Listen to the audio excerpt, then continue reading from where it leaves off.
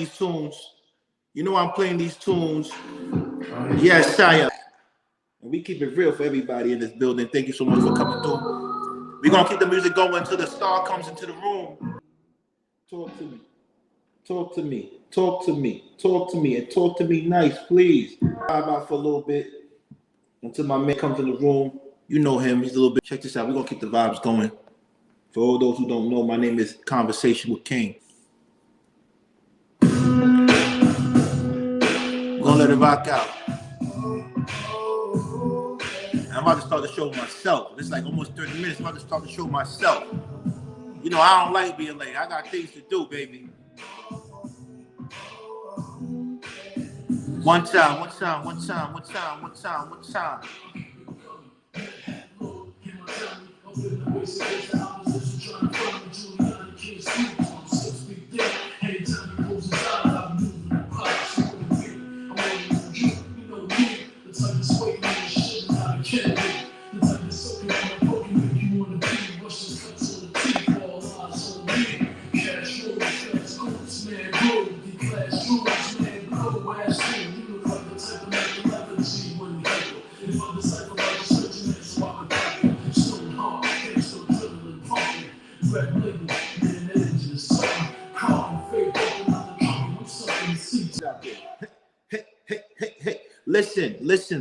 Listen.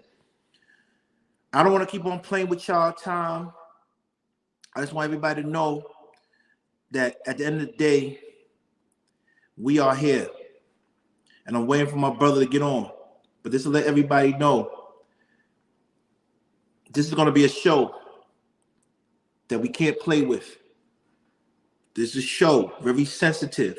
So if you can't handle certain things, please remove yourself from my channel. It's going to be very sensitive.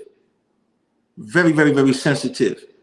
It's going to be funny at times, spicy at times, but very sensitive. But please, I'm begging you, if you can't handle real conversations with jokes and spiciness, please remove yourself. But until then, let's continue with the jams.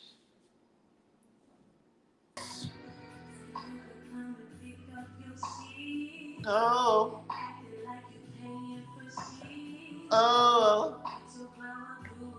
do Max. One time. Childish. In his comments. Oh, open your honey wine. Come on. Hey. Don't play with me, April. Before you get my name tatted on you. Relax, April. Don't make me some good food. One time. Damn, I gotta get my break up. One time. We're gonna keep it rocking for everybody. Talk to me nice. This is Massingo. Talk to me nice. Massingo. This is not a Drake joint. You got it from him. Talk to me nice, though. Turn the lights up. Get the 50 lights. Turn the lights up before we start. Hello. Conversation with King. We back.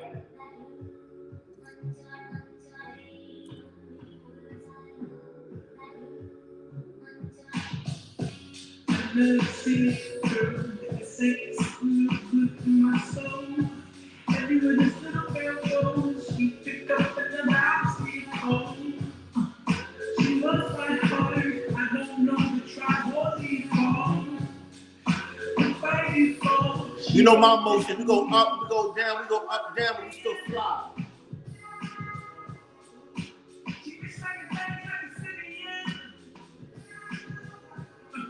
Anytime, Terry, anytime. Stop playing with me. Stop playing with me, Terry. I'm the greatest love in the world. Stop playing with me, Terry.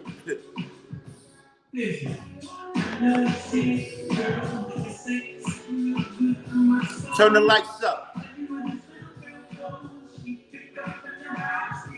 Turn the lights up. Turn the lights up.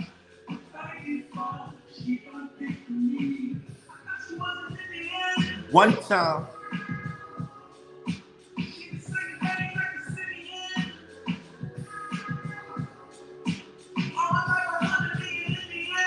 Turn the lights up.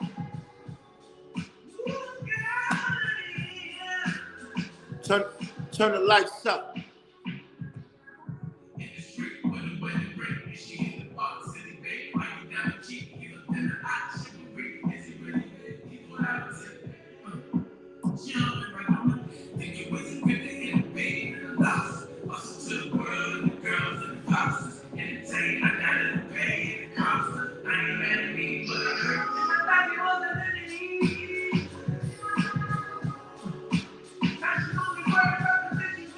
One time.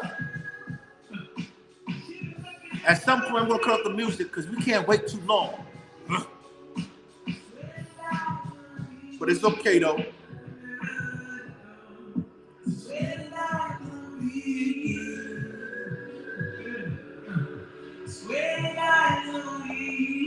One time.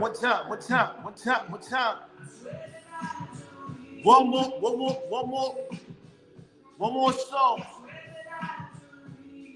Work with me, y'all. And I'm that dude. YouTube, I don't need you. But I'm happy to be here. God bless. God walks with me through my paths and my journey. And I shall be victorious and I shall be great. Never forget, it's king or nothing. Brooklyn. With that being said, let's talk about everything we're talking about right now. But yeah, one time. We waiting for Mr. Real Estate to come in the room. One time, we want to say thank you. Welcome to Conversation with King. This is Sunday, and we are happy to be here with everybody. Welcome the garden, the rocks and the flowers for those who've been there since the beginning, and welcome the kingdom for those who are here now. We want to say we appreciate you. We totally adore you. Today, once again, I repeat, that this is a very highly sensitive show. This is not a show to be played with. There's going to be a lot of spiciness. You're going to have two brothers go back and forth at each other because it's really a sensitive topic. But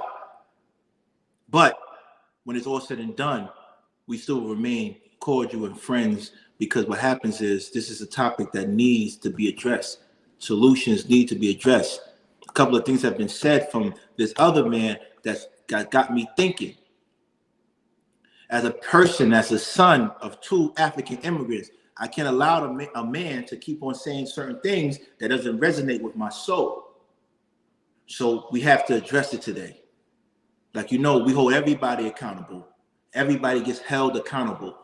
And at the end of the day, me being from the black diaspora, I don't think we need any divisions. However, you have other men that believe that we as Africans, West Indians, Caribbeans, South Americans who claim black are not appreciative of the foundational Black Americans and their contributions to America. We come here and we take the benefits without paying homage to these men and these women. We're going to address that today. And we're going to do it in an organized fashion. This is my first time doing an organized fashion. Conversation King does it free willy, does whatever he wants. But today is going to be a movie. It's going to be a movie. So today I want everybody, if you have any issues, bring it on. Also, we accept jokes. We don't care. We're not sensitive. We have tough skin over here. So any African booty scratcher jokes, bring it on. Any yo mama jokes, bring it on. But make sure when you have these jokes, make sure they lead to a solution. Make sure they have context behind the jokes. Make sure that these jokes can lead us to a higher level or a higher level conversation. Because if it's not, then it's pointless. And we're not pointless. Everybody here can read, I hope. Everybody here can act, I hope. I don't know. That's my little shots. No more shots. I don't want no problems. I do. But let me keep it positive. Without further ado, I want to say we're bringing Mr. Magnificent, Mr. Real Estate on the stage right now. How's it going, brother? How you feeling? What's good, man? How you been, man? Hey, pumping out this content back to back, like Drake said. Shit. Dang, I see you've been doing a lot of work out here. I actually love your Nature Boy. That was kind of dope. The Nature one was really dope because that's something that you can't get on regular TV. That's the type of content you can't get on regular TV. So those who haven't seen his expose on Nature Boy, please go to Mr. Real Estate page, but it's called Who Watches the Watchmen. Who Watches the Watchmen? To Well, all my actually, I changed the channel name back to Mr. Real Estate. So if people want to find me, just okay. type in Mr. Real Estate and I come right up. Okay, so Mr. Real Estate comes right back up. So at the end of the The day, please show go. is called Who Watches the Watchmen, but the channel, Mr. Real It's called Estate. Mr. Real Estate. So please do me a favor. For those who don't know about Mr. Real Estate, can you give us 15 seconds intro on you real quick before we get into the hard conversation? Thank you very much. Yeah, well, my name is Mr. Real Estate for two reasons. The first is that I have a track record of calling out fake gurus. Way back in 2014, when I was just a teenager, I took out my first fake guru, and his name was J. Mr. Real Estate Morrison. And I believe, in the law of the jungle, you keep what you kill. So after taking him out, I took his name, and then I got my real estate license at 19 years old and started a very lucrative real estate career. Hence, Right. Mr. Real Estate was born. Okay. We love that. We love that. For those who don't know, Mr. Real Estate is one of the fearless content creators on YouTube. One of the individuals who, just like myself, got monetized in 5 weeks. One of the individuals who content is not only evocative, right, but also based off of receipts. For those who don't know what receipts is proof. It's proof. Proof of what you do and what you say. We don't spread gossip. We don't deal with the tea. We don't deal with opinions. We don't deal with false narratives. We deal with the actual facts. So if you want the actual facts with comedy, with sensationalism, with charm, you go to Mr. Real Estate page, channel, ASAP. Please go and subscribe. With that being said, we are here for a fucking great time. So, Mr. Real Estate, I don't wanna start heavy, but I'm going to start heavy. Let's I'm do it. going to start heavy. Let's do it. Let me know when you're ready. Hey, I was born ready. All right, let's talk about this. You've been using this term foundational Black Americans for quite some time, I believe a month or two. And I'm gonna be honest with you. You kind of broke my heart. You broke my heart because at the end of the day, I'm from Brooklyn. I grew up. Everybody around me was African American, West Indian, which is Caribbean, the West Indian Islands, whatever. And I went through the '80s with the African booty scratcher jokes, the whole clown in me because my parents were immigrants, and my father and mother, people made fun of their accent, but they worked so hard to get me where I am today. I want to know why you want to separate from us so bad. What is this meaning of foundational Black Americans? Aren't we all black? Aren't we all black? Well, I mean, I think we can agree that all of us are melanated individuals. I think we can all agree that we are all part of the diaspora.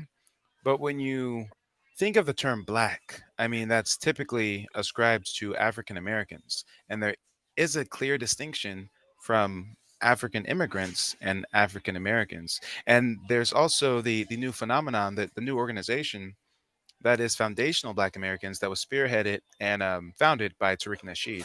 And while I'm not an expert in the organization, from what I gather, is they realize that quote unquote African Americans or quote unquote black folks, they are multicultural. They have a lineage that is vast and wide, and not all of it involved slavery for some people. So foundational Black Americans really recognizes and highlights the fact that, some of us are black and native, some of us are mixed with certain Latina or Latin cultures, hence Afro Latino. So, I mean, foundational Black Americans really realize that there's varying shades of the diaspora, and it's just stating that we have a original stake and claim to this land versus someone who's, let's say, a African immigrant who migrated from their home country to come here.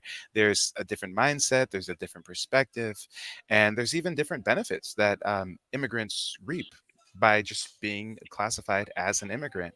And not only Okay, that, hold but on, hold if, on, hold on. Let's pause right there. I yeah. don't want to cut you off. You just described what foundational Black Americans, the term actually came from. Yeah. You described it, you gave a definition, a clear-cut definition. Why do you need to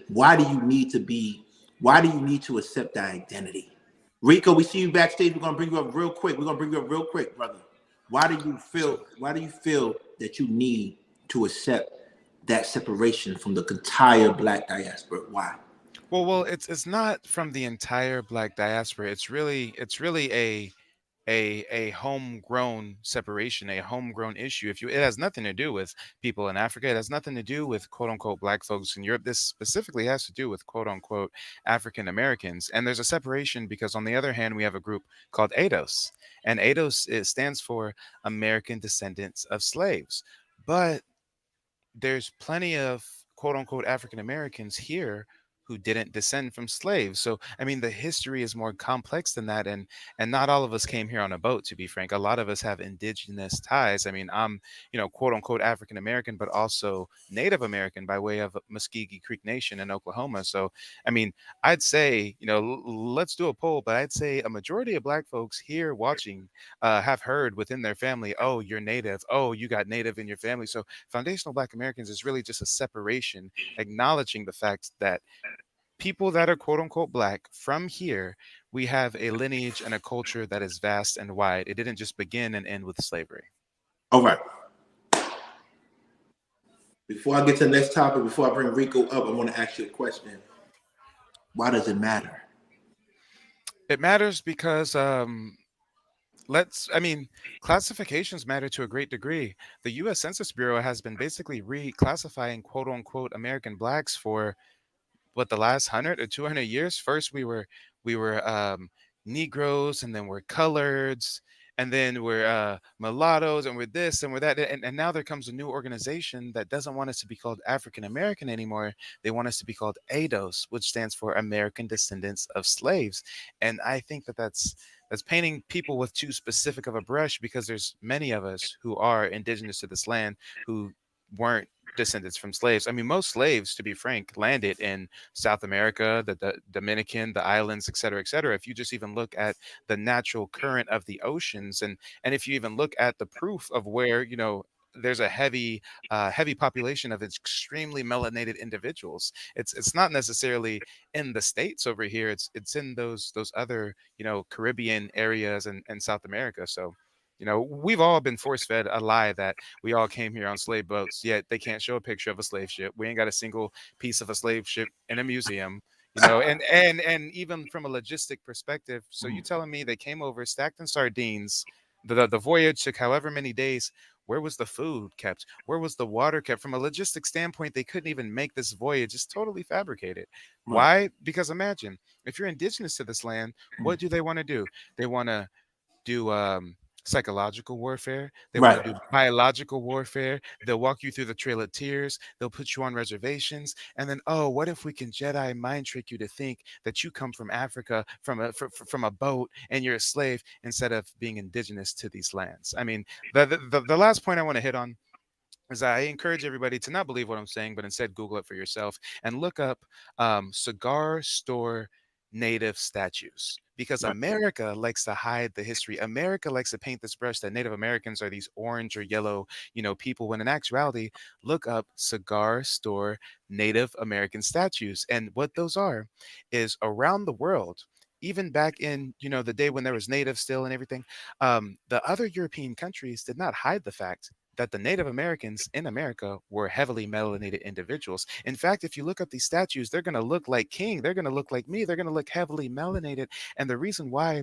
they're cigar store Native statues is because the Native American people had a worldwide stereotype of doing what? Of rolling substances in tobacco paper and smoking it. Oh, does that sound like something that foundational Black Americans do to this day? Oh, I wonder. And the whole world, whenever they had cigar stores, they would have these cigar store Native American statues, and they look like straight up Black Americans.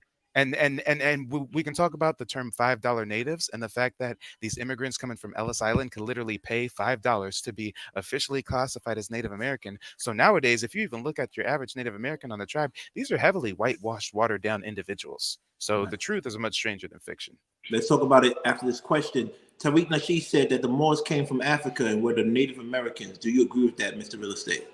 Wait, Tariq said that the The the Moors Moors. came from Africa and were then the Native Americans. Is that true?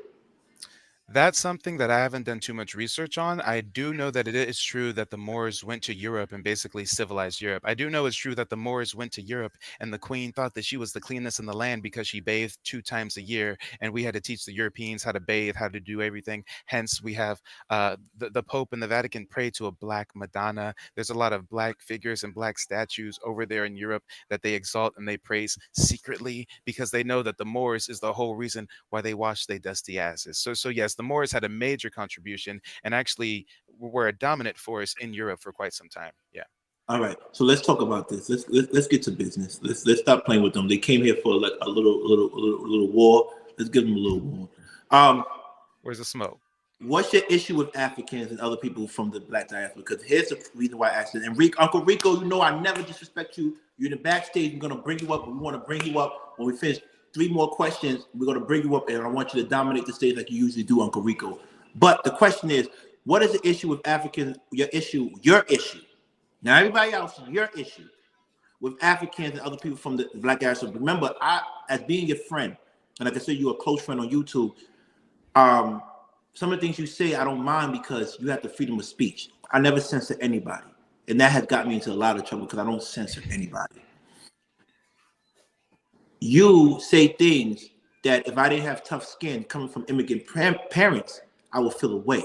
But I know what type of person you are. You are a gentleman on the highest level. Why do you call Africans crazy immigrants?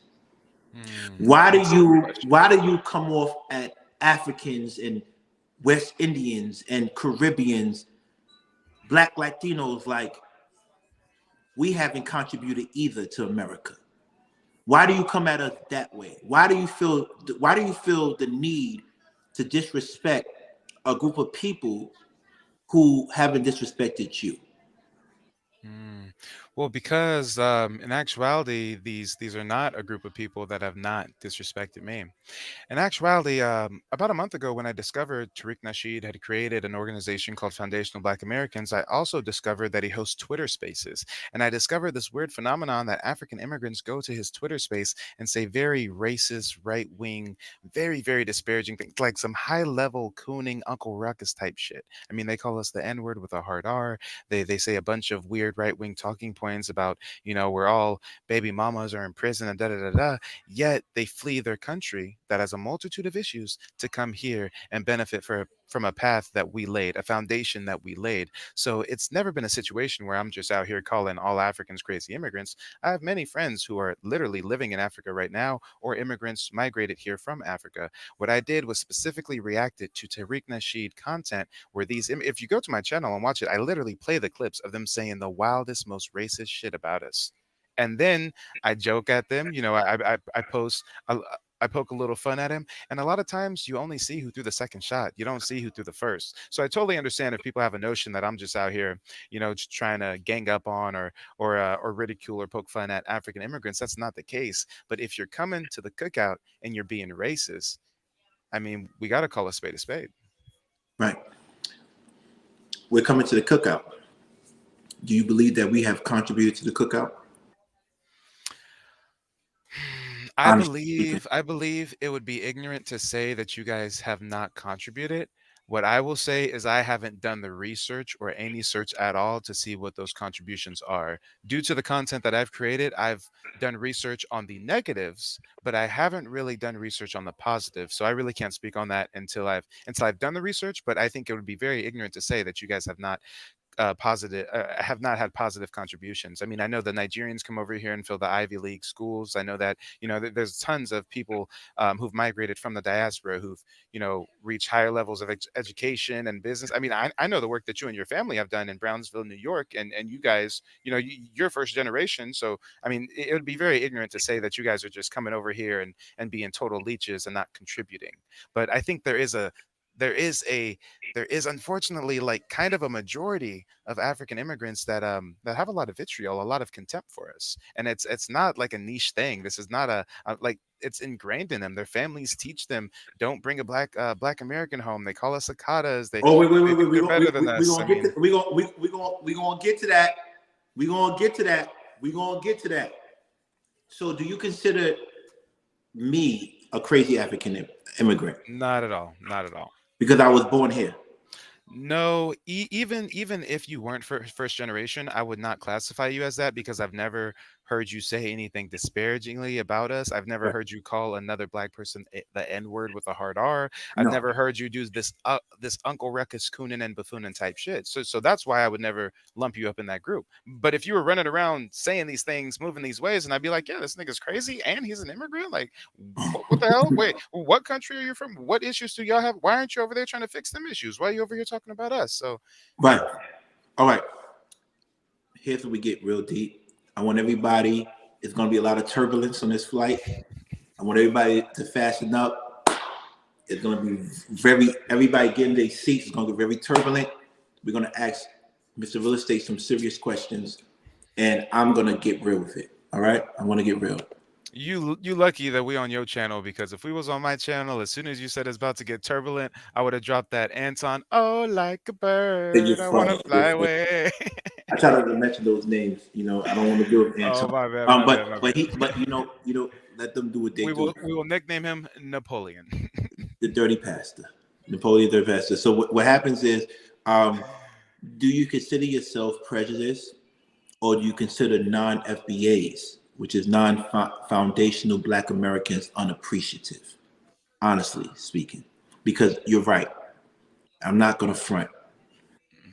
When we Um, when I speak for non-foundational Black Americans, I'm not only talking about Africans. I'm talking about South Americans. I'm talking about Caribbeans. I'm talking about Afro Latinas, where we feel like when we come here, we say, "Hey, we just came here years ago, and we owning property. We going to the top schools, and you've been here for hundreds of years. Where's the disconnect?"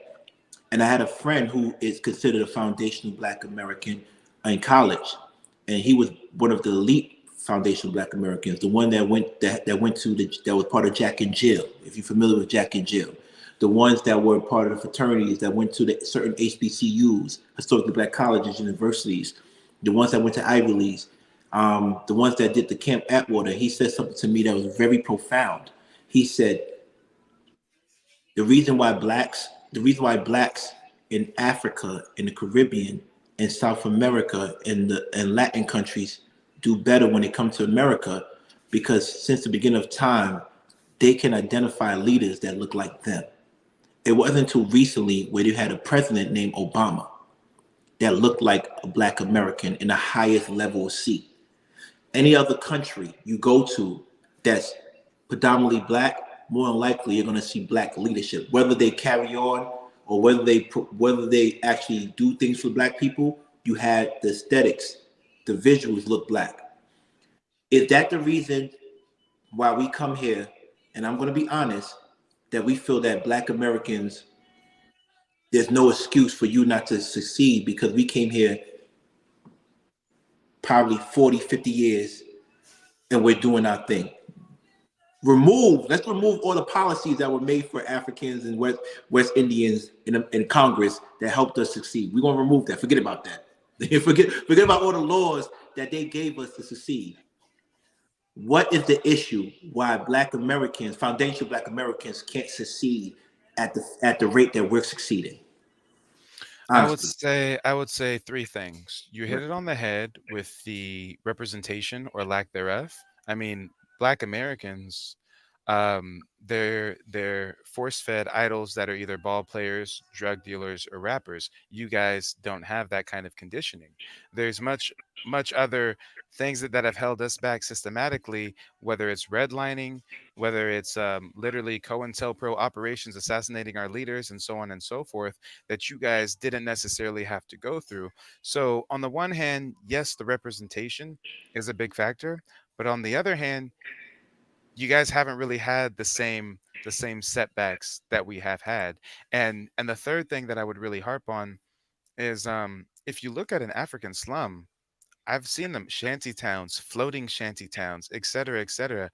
It makes an American slum, the projects even in New York look like a paradise. So what you have to realize, and I'm sure that you can attest to it, a lot of the people that really thrive in our country that are quote unquote black, they come from extreme poverty. Michael Jordan, LeBron James, all these rappers that you pedestalize, all these people who, the Tyler Perry's, whatever, they come from extreme poverty, and that extreme poverty motivates them and inspires them to outperform their counterparts. So imagine like this: the level of extreme poverty that the average African experiences is baffling and way higher than the average quote unquote African American. So when y'all guys come over here, you come over here and y'all easily see opportunity here, opportunity here. I'm about to hit this lick, that lick, that lick. I do XYZ and I'm on, and y'all going for it. And you have that drive, y'all got, and not only that, but I've experienced that a lot of the African Americans that come over here are well off as well already. They're kind of part of the African bourgeoisie in a sense,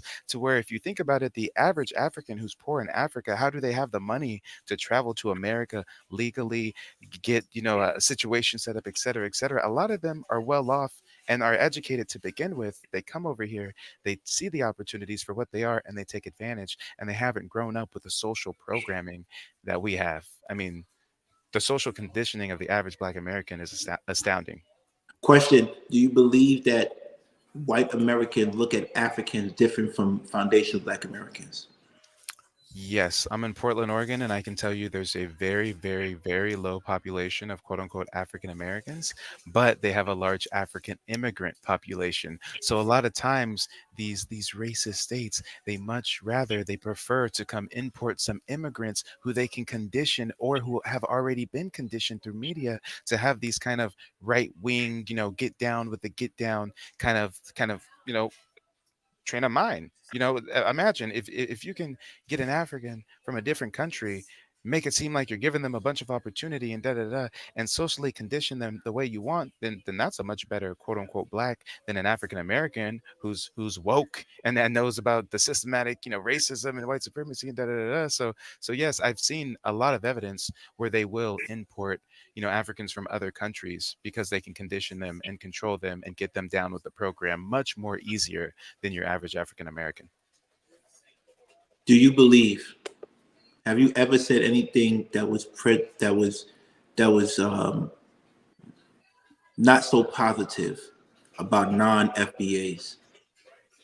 No, really. If any of you guys have seen my FBA's versus crazy African immigrant streams, I'm literally What running page? What page clips. can we go? What channel can we go to see Um, that? yeah, if you go to Mr. Real Estate and just look through my videos, you'll see, in the thumbnail, Tariq Nasheed, Africans pointing and jeering at him and stuff. And if you watch the content, any of the diaspora type content that I've covered, I'm literally just running the clips of what these crazy Africans are saying. And again, I'm calling them crazy Africans because come on, if you're blacker than black and you're calling a foundational black American a gorilla and the N word with a hard R, and so I mean there Mm. has to be some mental instability. Like, come on now. So, What so that's why I call them crazy. is it mental instability, or is it the fact that they believe not? And I can't speak for them. From the clips that I have watched, they believe that foundational Black Americans are not taking advantage of the opportunities in America. They can believe that all they want, Right. but again, they haven't walked a mile in our shoes. They come from a different country. They come from a different upbringing. Nah, and a lot of times they're indoctrinated and programmed with these right wing talking points before they even come over here. So, nah, nah, So nah, what? So nah. so so, so do you believe that imperialism is a different type of programming from slavery or indoctrination in any type of programming in Guys, America? you have to understand that I'm connected with Africans who live in Africa. I got a friend who lives in South Africa. She's Nigerian. I'm connected with people on the continent, and the shit they tell me is baffling. The average African is basically a Karen living in black skin. They have xenophobia over there so bad that in South America right now, You guys know about South America and the apartheid and Nelson Mandela and the fact that the Dutch white Afrikaans and the Asians have taken over and they're totally, it's still like damn near apartheid over there, right? Did you know that the South American blacks are going to foreign Africans like Nigerians and people from Congo and different, and they're taking them out of their houses, asking for their papers like they're in Germany, and they're burning them alive. The news ain't telling you. They're burning them alive. They're not burning the Asians. They're not burning the Dutch Afrikaans. They're burning fellow Africans. And they have extreme xenophobia and they fight with anybody that looks like them but is from a different country. I mean, come on. They are the majority in Africa. Right, In America, we are the minority. So how are you the majority in your country and being dominated by a minority foreign entity, and you guys don't want to do anything against them, don't want to say anything against them, but you want to bang on your fellow African? So right, this is their mindset, and then they right. come over here and carry that over, and you wonder why they have such vitriol and contempt. If anything, when I discovered the cake soap thing and the fact Mhm. that they do skin bleaching and shit, I Okay, thought, oh damn, they want to be like white folks. No, they don't do the cake soap to look white. They do the cake soap to look like us, to look like foundational Black Americans. Because if you go to any European country, for example, Black people want to talk about Ukraine, pray for Ukraine, look up Ukraine. Look up okay. Ukraine. They literally walk around in blackface. They call us monkeys. They call us the N words, but because they assume you're African. If they know you're African American, they treat you with respect because you're from America. So even around the world, Africans are treated as second class citizens to African Americans. So you know what it really is, what it really comes down to? I think they'd rather replace us. I think they'd rather replace our position that we have, Mhm. take over in every way they can. Through what ways? Through education, through business, through Mhm. finance, just like the Arab does, just like the Chinaman. They want to take over and replace us instead Okay. of working on the issues that are in their own country. Okay, let me ask you another question. Everything you described, you can say about foundational Black Americans in America, due to the fact that there is infighting amongst foundation Black Americans, right? There is issues amongst each other, We right? aren't burning each other in the streets. Right. It's You kill, levels to this. It's levels to but this. they're shooting each other though. Gang It, violence. They're killing they each are other. doing that, but that is specifically happening in high areas of poverty. And in any area in the world Mm. where there's scarce resources, limited opportunities, and a high concentration of people, there's always going to be violence. So That's so can we, anywhere around the world. so someone had a question, said, what do you think about Haiti? You just said that. Poverty, um, political What corruption. I think about Haiti is different. Haiti, correct me if I'm wrong, but the Haitians are the only members of the diaspora who have successfully defeat their colonizers. And I think what's They happening, would have they even would though they were the first. Ethiopia never got colonized. Let's put that up. Ethiopia was the no, no, only. no, no, no, no. We aren't counting people who never got colonized. I'm talking about Okay, you're colonized, you're oppressed, you fight back, you revolt successfully. I think the successfully Haiti. Haitians, I think the Haiti was the Haitians are the first. only. Haiti was the first. Haiti was the first, but also Ghana was the first to be independent in 1954, if I'm correct. So we want to point that out, but we also want to say yes, they were the first to go against, but they're still infighting. They still kill Very, each other. I think that happens in any nation. There's still coup yeah. d'états. There's still there's still people that look like each other.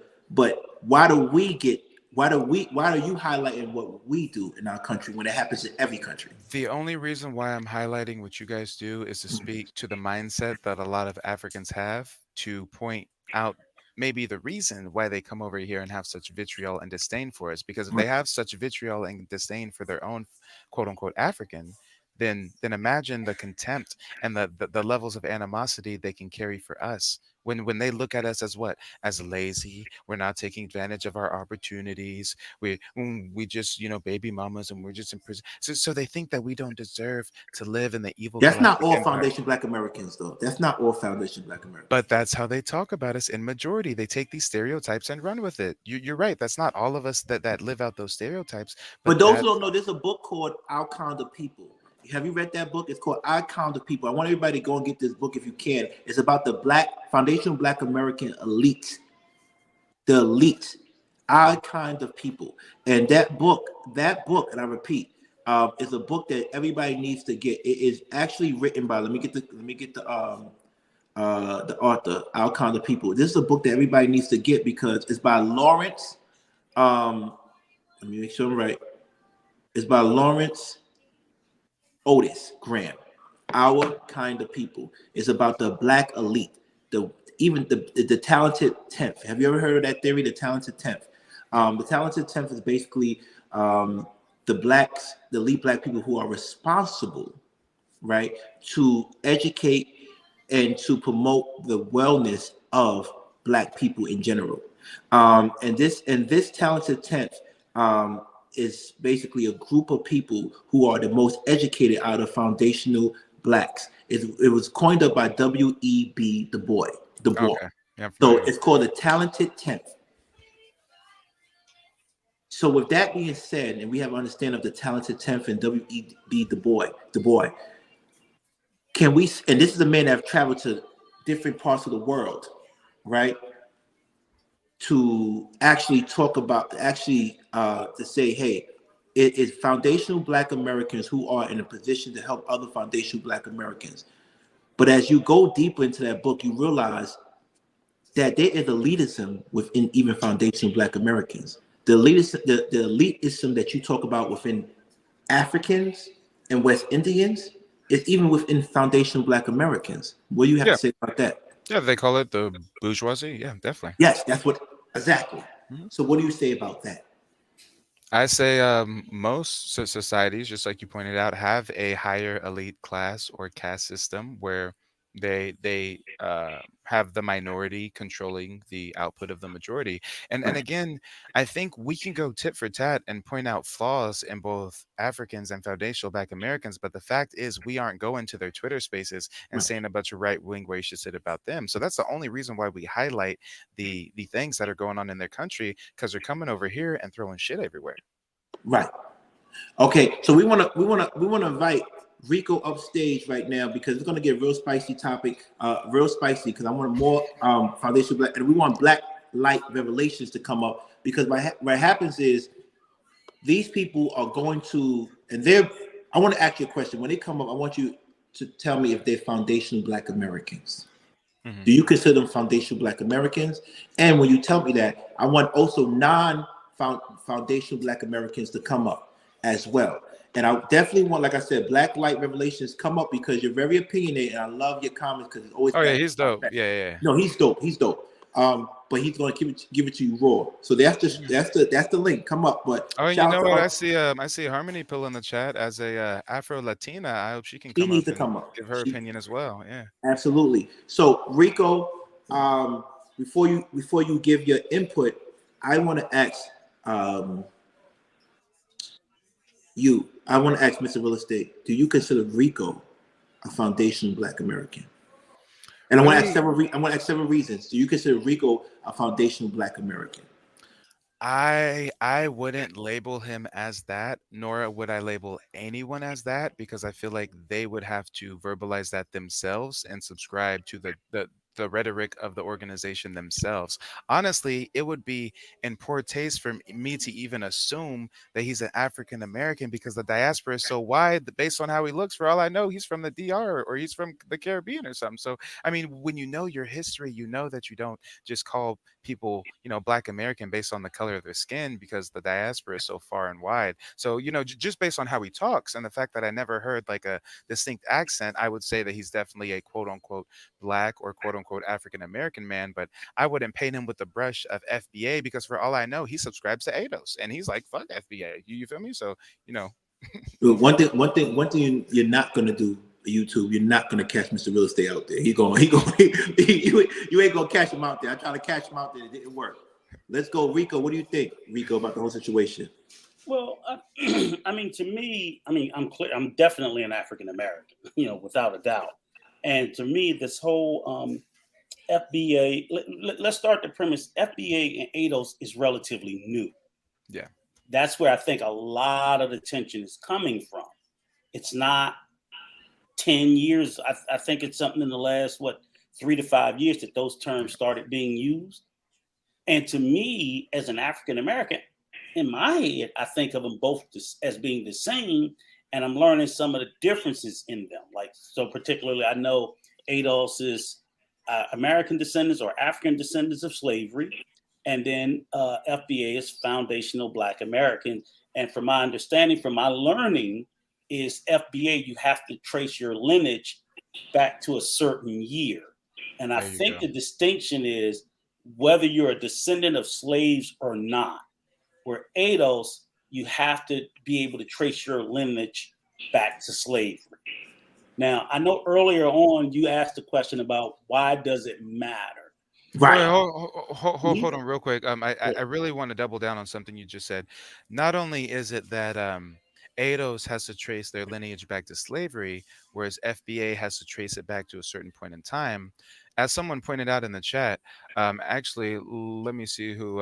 Yeah, it was Isha Stillmatic. She said, FBA is not an organization; it's a lineage. So FBA is more of a lineage, whereas ADOS is more of a political organization that's seeking reparations. Right.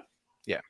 And that's where, so I started at the first place in my mind, and I think for me, I'm like, both of them at some form, I'm like, it's about, we've had the reparations argument for descendants of slavery, African Americans in this country since forever. This is just a new name. I think, when we put forth the narrative, and I never understand like why people are like, well, why do you want to? I'm like, because we as African Americans, let's put us back in that bucket. Negroes, colored, or whatever the hell else they was calling us through all these different iterations. We never clearly knew what our culture is. So as you're from Ghana, right, King?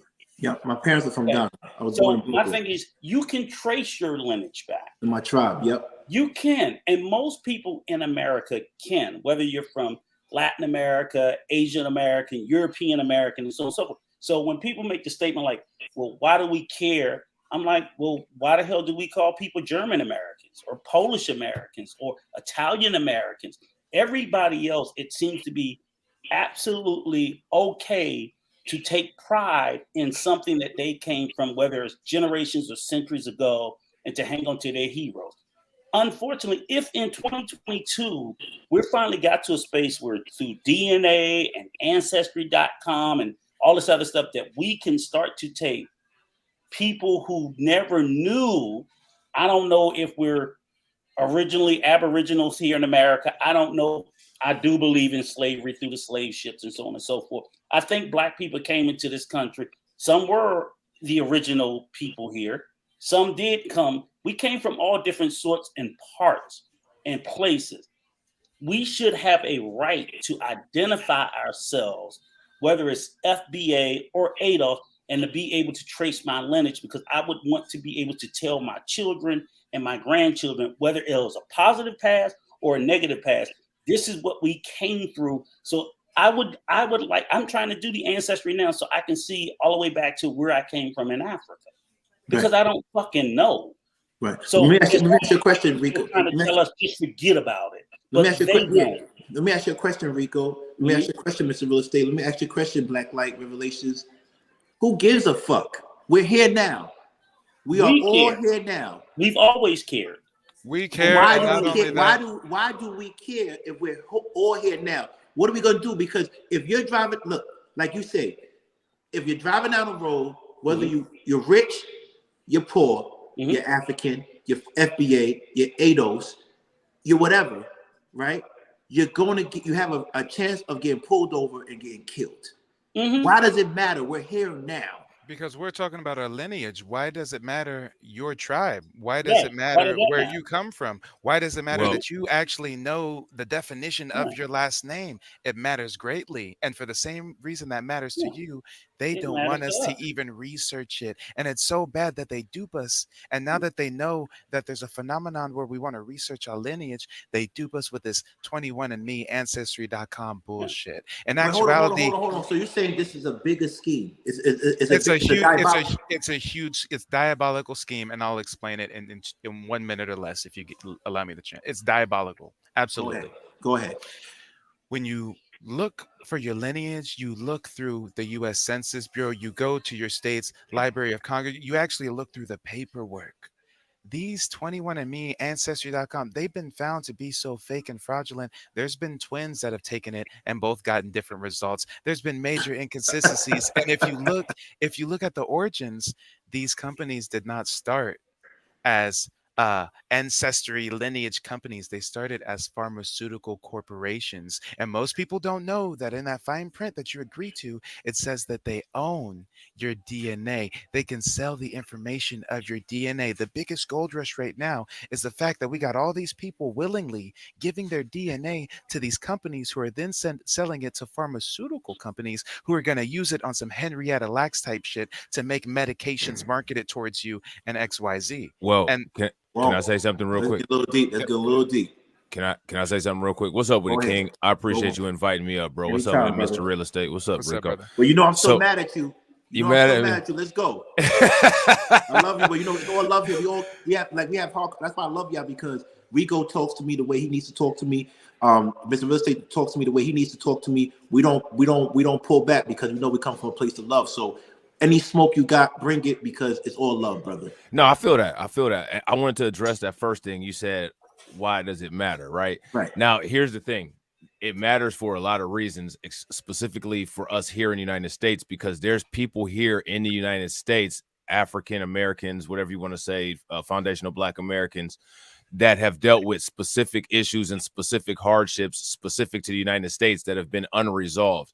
Now, as far as racial unity, right? Racial unity across Black people, I'm all about that. Like, we should all respect each other as Black people, but we all have different issues, right? Like, for instance, there's an issue going on in Tulsa, Oklahoma, where there's 3 centurions that are alive that are still fighting for justice from the Oklahoma government because of the Tulsa race riot. One of the people's name is Viola Fletcher.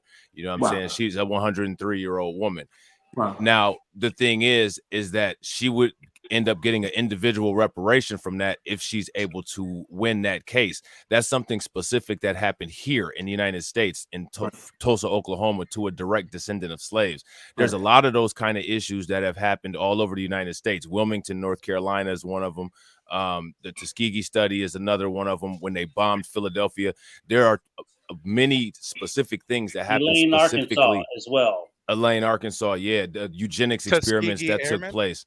Yeah, the eugenics experiments that took place in North Carolina. So the same way that if Monsanto sold you food products and Right. you got non-Hodgkin's lymphoma, that's not something that everybody who ever ate food ever would be eligible for. That's specifically for people who were involved in the consumption of those Monsanto products that had glyphosate, and they would have a specific claim because that caused damage to them. You see what I'm saying? Right. Now, again, because those specific things cause damage to us, that does not mean that we don't have love and appreciation and respect for other Black people. The problem is that a lot of people, I don't want to give anybody the benefit of the doubt, because a lot of people come with an arrogant attitude as if they know more than us already. So my assumption is, if you know more than us already, then you should have full and complete understanding of these historical wrongs that was done to us, and you should be in full support of it. Not say, well, just don't worry about it. Look what we've done when we come over here. A lot of times when people come to the United States, they come with different requirements. If you go through United States Customs and Immigration Services, there's specific requirements that you have to have for a visa, for an I-9 form, and different things like that. It's completely different, and everybody understands that. If you understand the basic idea behind a lawsuit, then you understand why there are specific and individual and group claims. You know what I'm saying? Absolutely. So let me ask you a question. So are you trying to minimize what Africans and Caribbeans? No, not at all. No, hold on. What they went through imperialism. Not at all. But the thing is that what did United States of America do as far as the imperialism? Are you saying that slavery is worse than imperialism? That's what no, are you saying? I'm not. I'm saying that I've never experienced African imperialism, and I wouldn't downplay your experience, and that's what we're asking Africans to not do to us. Specifically, he was highlighting the reason why it matters so much, why knowing your lineage matters, because you may be entitled to compensation. Call 555-5555. And here's another caveat to it as well. So, like, it's ironic because I would see where, say, a Caribbean immigrant or an African immigrant would want to come to America, and if reparations are to be paid, they would say it's divisive because they don't get paid it. And I'm like, no, it's not divisive by that, because, well, we went through slavery as well. Yes, you did. And then your reparations should come from the government that enslaved your people, whether that we know, whether it was Portugal, whether it was Spain, whether it was England, wherever. You got a great point, Rico. If you let me just say something real quick. You make a great point. I don't know if you guys know about this, but like I think it was in the late 90s. The United States was involved in a lot of bombings that took place in Eastern Europe. One of them took place in Serbia, and they just really bombed up Serbia, right? So what ended up happening is now a lot of those people that are born in that area are being born with cancer, and a lot of the older people have cancer. There's a lot of lawsuits from the Serbian people and people in that region against the United States. They're not fighting. They're doing their individual thing. And the thing is that if the people here in the United States, if we were able to get these things through, it would set not only a precedence here in the United States, but it would set a precedence worldwide of a process that anybody who is a result of white supremacy, imperialism, slavery, apartheid, whatever the case may be, to be able to get a claim either through a world court like the UN or through their own governments, through those individual countries. There's many colonizers in Africa, French, Spanish. Can I get real spicy right now? Get spicy. But can I say one last thing? Get spicy. Go for it, Rico. Too. In particular, one thing that I say I love Africans, Caribbeans. I do think that some of them clearly come and speak out of turn and out of place. My problem with it is I generally see, and I see this among all immigrants, because like I said, I'm heavy in the Latino community. I got, my daughter-in-law is Japanese. When they come to America, and especially if they're Black, rarely ever do you see a Black immigrant, whether they're from the Caribbean or Africa, come and claim Blackness, even in America. They'll claim I'm Black African, but they don't want to claim Blackness. But they will claim when they come to America is to be American. They'll be like, I'm an American, because what that is that's a disassociation from us. You don't hear Italian Americans come here and say, I'm not an Italian American or I'm not a German. No, they gladly claim the affiliation of the group that's already existing here. Only Black immigrants do I see come in, and I haven't heard them say anything directly disparaging to us, but they will clearly disassociate because they don't want to be considered with African American. Yeah, but association is problematic because I'm like, it's like you want to make sure that the white supremacists don't look. I'm not one of them. Right. So here's one thing. So before I ask my spicy question, and I hope y'all all ready for this. The spicy question. All right. So before I ask my spicy question, when it comes to culture and nationalism, the reason why Africans come here and they group up with other Africans, and Italians group of Italians, and Polish group of Polish, and Latin group of Latin, it comes down to a very simple thing called language. Okay. Language, we all say linguist. The famous linguist is Noam Chomsky. Yeah, it's like Hispanic or like Latino and Jewish. They're linked in Arabic. They're linked together by the language. You only link with language, and you also link with religion. And religion is also a form of language. If you're a Muslim, there's certain terms that you know as a Muslim that you wouldn't know if you're a Christian, right? Mm-hmm. Language is the first line of defense in any culture. Mm-hmm. When someone comes into your community and they can't speak your language, you have an advantage. So as people that come from Black Americans, Black people from the Black diaspora come to America, they're going to link up with people that they can relate to in language. Mm-hmm. Foundational Black Americans, in my opinion, and ADOS are at a disadvantage because they can't connect with other Black diaspora because they don't have that language. We're also at a disadvantage because that language is the same language spoken by our, people that have a social status that's antagonistic to us. So how can we hide anything or say any kind of messages? One of the reasons why. But here's the thing. Just like Rico would know, you know why I get a lot of Latin women? Because I make an effort to learn Spanish. right? Because it shows an appreciation for that culture, and they embrace me a little bit more than a regular Moreno that doesn't speak Spanish. Shoot, I'm So if you, still so getting the hold Latin on, hold women with my broken Spanish. I don't But I see, don't need no, no, hold on. The reason no I say that because Espanol, okay? the reason I say that if foundational Black Americans really wanted to be connected to other, maybe y'all don't, but if y'all wanted to be connected, wouldn't y'all learn the languages of? But King, here's Y'all a are part coming you to need to know. our country. But Yes, But that's not. But hold on, that's not in my spicy language. question. That's not in my spicy question. Foundational Black Americans came up with their own language. It was Yes. called Tut King, language. here's one part that you're leaving out.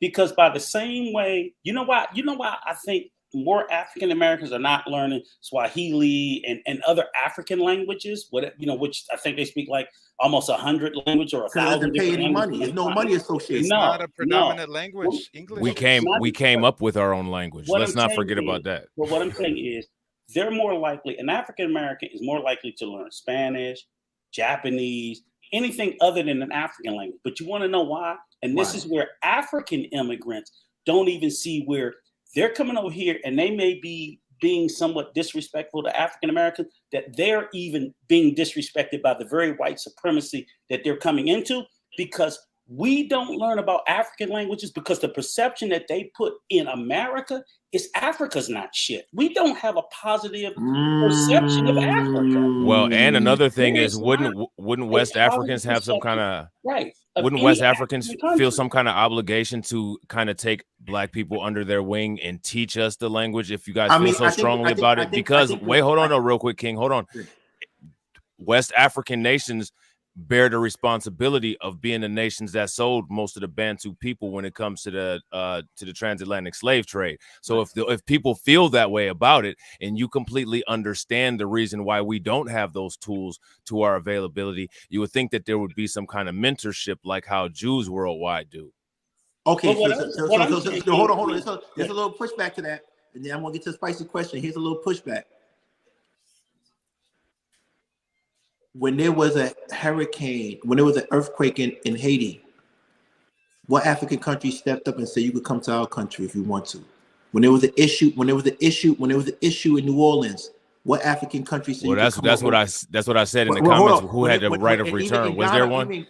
Even in Ghana right now, they said all the foundational Black Americans and Black Americans, ADOs, if you want to come back here, we have land for you. They said that we can repatriate under certain conditions. You had to have income requirements and different things like that. That's not the same as having a right of return. See, the reason specifically why I brought up the Jewish people is because if you have a matrilineal traceage to a Jewish ancestor, you're allowed to come back with no visa, no any kind of restrictions whatsoever. That's not how that Ghana program works. Hold on. The way they treat the Jewish Ethiopians is like trash. Don't tell me that. Maybe they no, but I'm not. What does that have to do? Wait, don't tell you what. What does that have to do with anything? What I'm talking about is they don't. You said they accept you. No, what I said is that Jewish white people in Israel can go back. Yes, the way they treat the Jewish Ethiopians is. What does that have to do with? What does that have to do with the principle of the right of return? What I'm saying is that what Jewish people provide, and what he's saying is factual. They get a free round trip to Israel whenever they want, just for having that lineage. Yeah. What you're saying is basically there's white supremacy in Israel, which we know, and that didn't have anything to do with my point. My point is that those people provide right of return for their people. Our people don't provide right of return for us. Now, repatriation and right of return are two different things, so we can't compare a Ghana situation to an Israel situation. It's not the same thing. What about Senegal and Haiti? Wait, no. If we stay on Ghana and if we keep it above, what about Senegal and Haiti? They're doing it out of maybe selfish financial intentions. They want a boost in tourism. They want to boost their economy. That's why there's income requirements. Like, come on now. Well, now Ghana's president's name is Nana Addo, correct? King? Say that again. Ghana's president is Nana Addo, correct? Right. You're right. It's current president. Yes. Yeah, Nana Addo. Now, he has a lot of initiatives that he wants to do as far but that's as not just kicking. That's not for Black Americans. It's more so for well, it's called a brain drain, where he's trying to get Ghanaians that went to school outside the country, like in America or England, to come back. But here's my thing, though. You're right. that's not for Black Americans, but in my opinion, that's a good step to take. He actually understands the Black first principles of trying to at least be nationalistic and do things and build up Ghana. He took away the Swiss's ability to manufacture cocoa. Absolutely. You know what I'm saying? And he's done all kinds of things. And in my opinion, I don't have a problem. If you ever listen to my content on my channel, Nana Addo is one of the people that I always praise. Please go follow his page. I think he's a good exemplary type of leader for the people in Africa, and he looks out for Ghanaian people first, but he does want to try to create easier economies and easier travel and different things like that within Africa. Yep. And that's a good thing in my opinion. But just like Mr. Wilson said, it is a financial, socioeconomic. But that's what everything is. We run the world as a business. That's why I want to tell Mr. Real Estate. Everything is based on that. But Mr. Real Estate is absolutely right. It is based on that. But Jews don't do that though. The Jews have the power and have the ability to just fully fund a trip and let y'all go round trip to Israel. They'll hook you up with a house if you want to relocate there. I'm looking at the article right now. It said specifically, Nana declared the anniversary of 2019 the year of return. Can you post it up so I can make you yeah. I'll make you my pause. I didn't make you a mod. I don't know why. You know, wait, you want me to share my screen or a link? No, the link, if you don't mind. Okay, yeah. I'll go ahead and put But the link, I just can't say that enough, King. In the private chat. You guys have got to understand that the image of Africa outside of Africa is not the same as it is within. So within Africa, people see all the beauty, all the luxury, all the intelligence. On the outside, all we see is, so when people come and see the same thing, like you grew up and you say, oh, okay, they always call me African booty scratcher. Yeah, because that's all the fuck they ever showed us. Now, Rico, I would. Here's my thing, and I'm gonna just drop this on you, not to give you any pushback, but I just want to tell you this about the secrets of the world. You know what I'm saying? Yeah. Now, you're absolutely right. But what you're talking about is perception. And I agree with you 100%. The perception of the world is that Africa has some issues, chat. Right? Mm-hmm. Oh, okay, now, the reality of the world is that Jack Dorsey has invested billions of dollars recently into African nations. And also Ghana is one of the world's largest growing projected economies in the entire world. So now the thing is that the world has a perception of how Africa is, but the old white powers to be that know where the money is, know where to go to invest. So the thing is that I think that's a double-pronged issue. And when we get into these issues with foundational Black Americans and ADOS versus Africans, one thing that none of us do is none of us take into account our own failure to understand information. There are tons of multi-million-dollar investment opportunities in Africa. Nigeria is the world's #2 cryptocurrency utilization country in the entire world. And these are things that we could all be taking advantage of. Let's talk about Kenya. Let's talk about Kenya too. And Kenya too as well. Hold on. Yeah. And this proves everything that you're talking about, because I'm reading the article. It says that Nana started an anniversary called the Year of Return. Yes, celebrated the resilience of African Americans and encouraged them to return to Africa, visit, apply for a Ghanaian citizenship, and take advantage of investment opportunities. Festivities included naming and healing ceremonies, trips to heritage sites, musical performances, lectures, investment forums, and relocation conferences. According to the Minister of Tourism, the initiative generated $1.9 billion in tourism revenue. Although all members of the African diaspora, both recent immigrants and descendants of the transatlantic slave trade living predominantly in the Americas, were included, the primary focus was on African Americans. Right. All right. So we got to that. We're here now, and we got all this information. Now it's time for me to get ignorant, because this is what I do. I'm going to get ignorant, and I want anybody getting offended, but I want you to get offended because you're going to give me solutions. Call me an Akata if you want to. I got thick skin. I won't call you Akata because they call me that too when I go back to Ghana. Right? So I want to say, this is the honest truth. When you are waiting for let me say this. You like Nana? What about Kwame Nkrumah, the first president of Ghana, who said, "I'd rather be misgoverned than be governed by another nation"? That was his quote. He said he went to school in America. He went to Lincoln University. He was a member of Phi Beta Sigma. Then he went back to run his country, Ghana, Kwame Nkrumah. He says, I'd rather misgoverned than to be governed by another nation. That's what he said. There is a common theme amongst Black Americans, whether FBA or ADOS, that you are panhandling and waiting for the government to give you your just dues. Every other nation that consists of Black people, they somehow fight for it. Somehow. Hold on. They flee from it. Hold on. Fight. No, they flee from it.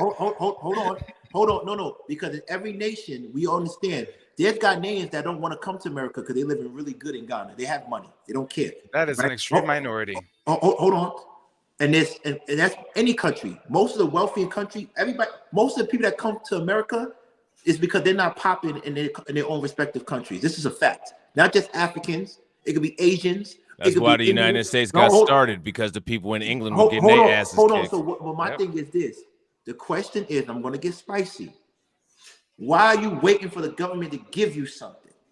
Because every other class that has been wronged by the government has received reparations. Look at what the Jewish So how got long after you the gonna wait? Holocaust. Look at the Japanese after the internment camp situation. I mean, literally, white pilgrim immigrants came over here and got subsidies and social welfare programs by the government. Yet we built the country. The foundation was laid for. We literally built the damn White House. Unpaid labor for hundreds of years, and we ain't got any. They said 40 acres and a mule. That was false. They said we get this and that. That was false. We ain't got nothing for building the entire. The country owes us billions. If America is a superpower and we built it for free, come on now. Well, see, and that is that what we're really talking about? That right The there government needs is to kind run of me some where money. that right there is kind of where I veer off from the popular beliefs, because most Hold up. Did I create this? Did I create any dissension? No, not at all. Because my thing is that I'm always going to be in support of anything that my fellow Black people and fellow foundational Black Americans are working for in the United States. So you're never going to catch me trying to get in the front of and stopping anything like a reparations movement. However, my personal philosophy, and people that rock with me, my philosophy is we need to extract what we need from the United States, and we need to do it through strategic economic and business moves, and also strategic and economic political moves. In my opinion, it's kind of naive to think that you're going to be able to negotiate without a military, without any kind of force or power or anything, with people that willfully and gleefully genocided you and had you in prison for 400 years. In my opinion, that's just a naive notion. However, it's the popular notion, and like I said, I would never do anything to get in front of that to try to stop it. I would always do whatever I could and use all my resources to support it and advocate it. But for me personally, I think that they should be extracted. I don't think that we should be negotiating with terrorists, and I think that what we need to be doing is creating businesses, coming up with competitive advantages, and wedging ourselves into where we have resources and assets that are completely and 100% necessary for the United States to function. And anytime the United States gets out of line, pull the rug out from up under them until they act right. Well, see, although people would probably think we disagree with that, I wholeheartedly agree. Now, they owe some money. I'd love to get a check, but I am not going to be at the forefront out there protesting, expecting the government to cut me a check, because it's not going to happen. But let me ask you, wait. Do I think that reparations are actually going to happen in our lifetime or the next generation? Hell no. But we are owed some stuff. But I totally agree with what Blacklight is saying, because what this really speaks about to me is an interview that Tupac Shakur did, and in the interview he's quoted as saying, the situation with Blacks in America is almost like every day I'm standing outside trying to sing my way in. We are hungry, please let us in. We are hungry, please let us in. After about a week, that song is going to change to, we are hungry, we need some food. After 2-3 weeks, it's going to be like, give me food or I'm breaking down the door. After a year, you're just like, I'm picking the lock, coming through the door, blasting, right?